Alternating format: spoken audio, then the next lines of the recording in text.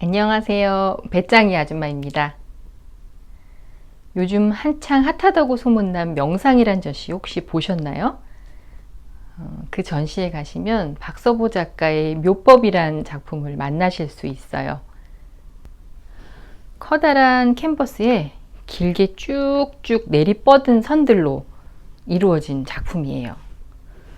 그 작품이 의미하는 게 뭔지 몰라도 그 작품을 보면 약간 경건한 마음도 느껴지고 숙연해지기도 하고 또 그 작품 앞에서 오래 머물게 만드는 힘을 가지고 있어요. 이런 에너지가 어디서 나오는 것일까 궁금하시죠? 이 작품은 뭘 의미하는가 또 궁금하지 않으세요? 오늘은 한국 현대 추상미술의 선구자로 불리는 박서보 작가와 그 작품에 대한 이야기를 해볼까 해요. 박서보 작가는 1931년 경북 예천에서 태어나 10대 해방을 맞고 대학에 입학하던 해에 6.25 전쟁을 겪었습니다. 1950년 홍익대학교에 동양화 전공으로 입학했지만 전쟁통에 교수들이 모두 흩어지게 되어 김환기 작가가 교수로 있는 서양학과로 전과를 하게 됩니다. 전쟁을 겪은 해에 아버지마저 돌아가시고 서울역에서 노숙을 하며 지낼 만큼 경제적으로 힘든 시기를 보내면서 더욱더 작업에만 매달렸다고 합니다. 1956년에는 친구들과 함께 4인전을 열고 반국전선언이라는 것을 합니다. 당시에는 국전을 통해서 미술계에 등단하는 것을 자연스러운 수순이라고 여기던 분위기였습니다. 그런데 박서보는 목가적 아카데미 화풍 일색이던 국전의 반기를 들고 당대 작가들에게 도전과 창조 정신을 요구하는 선언을 한 것이죠. 그 뒤로도 박서보 작가는 국내 최초의 앵포르멜 작품을 선보이는 등의 파격적인 행보를 계속 이어나갑니다. 여기서 잠깐 앵포르멜에 대해 말씀드릴게요. 앵포르멜은 일정한 형태나 형식이 정해지지 않은 것을 의미해요. 미리 계획한 구성은 거부하고 내면을 주관적으로 표현하는 경향이라고 할 수 있습니다. 지금 보고 계시는 박서보 작가의 회화 넘버1은 전쟁으로 인한 상처와 분노를 주관적으로 표현한 국내 최초의 앵포르멜 작품입니다. 1961년에 박서보가 작가로서 한층 더 성장하는 기회가 찾아오게 됩니다. 세계 청년 화가 파리 대회에서 한국 대표로 뽑혀서 프랑스로 가게 된 것이었어요. 1960년대는 우리나라가 굉장히 가난하던 시절이었잖아요. 그래서 그 파리로 가는 여비를 마련하기 위해서 살던 방까지 빼고 돈을 마련했다고 해요.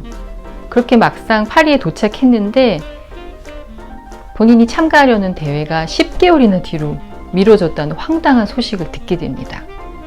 그런데 어떻게 한국으로 돌아올 수 있었겠어요?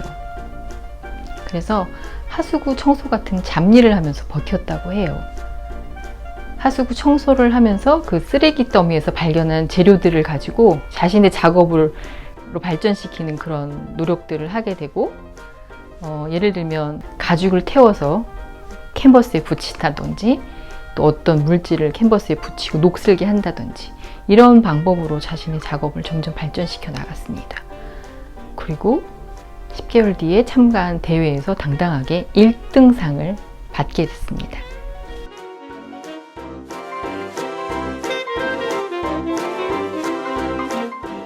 파리에서 새로운 경험을 하고 돌아온 그는 자신의 새로운 목표를 향해 가기 시작합니다. 그것은 바로 서구로부터 수용한 것에 전통적 요소를 결합하여 자기만의 스타일을 만드는 것이었습니다. 전통 문화에 대한 관심으로 군놀이, 성황당 같은 무속화나 미나를 현대적으로 변용하려 오방색을 사용하기도 했습니다. 1967년에 작가는 3살 난 둘째 아들이 초등학생용 공책에 한글 쓰기 연습을 하는 것을 지켜보게 됩니다. 네모난 칸 안에 글씨가 잘 들어가지 않으니까 썼다가 지우기를 여러 번 반복하고 잘 되지 않자 연필을 내갈기는 모습에서 작업에 영감을 얻었다고 합니다. 이것이 바로 묘법 탄생의 배경입니다. 묘법 회화는 선을 긋고 지우고 다시 긋는 반복에서 시작됩니다. 동양화에서는 하나의 선을 긋는데도 때로는 아름다움이 더 존중되고 때로는 일부러 이를 감추거나 서툴게 하여 발효가 충분히 될 때까지 오랜 기간 수련하기도 하는데, 이런 점에서 박서보의 묘법은 동양화와 관련이 있다고도 볼 수 있습니다. 캔버스에 유백색의 미치를 하고 채에 마르기 전에 연필로 수없이 선을 그리고 또 지우고 다시 긋는 것을 반복합니다.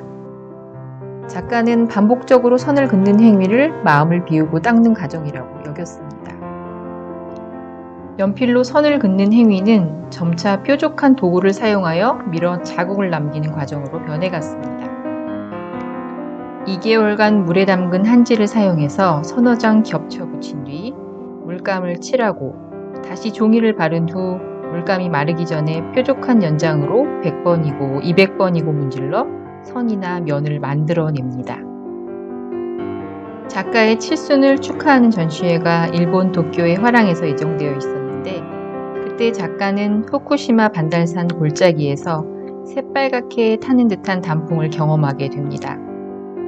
바람과 햇볕에 따라 그 색깔을 달리하는 단풍을 보고 영감을 얻어 어느 하나로 규정할 수 없는 색을 만들기 위해 심혈을 기울이게 되고 2000년대부터는 묘법에 다채로운 색채를 도입하게 됩니다.